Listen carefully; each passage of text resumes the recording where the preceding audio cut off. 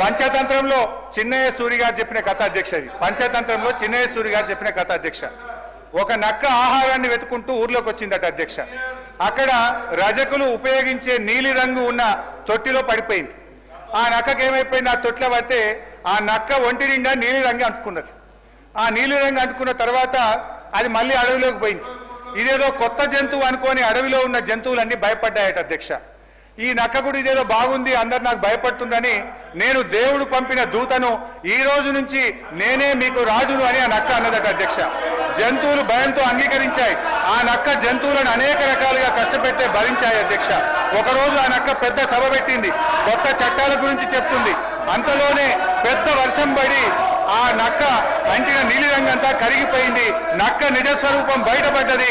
మాయ మాటలతో మారువేషాలతో పెట్టే భ్రమలు ఎక్కువ కాలంలో నిలవదు అన్నది ఆ యొక్క నీతి సూత్రం అధ్యక్ష.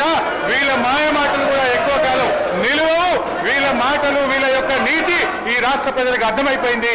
జై తెలంగాణ, జై కేసీఆర్.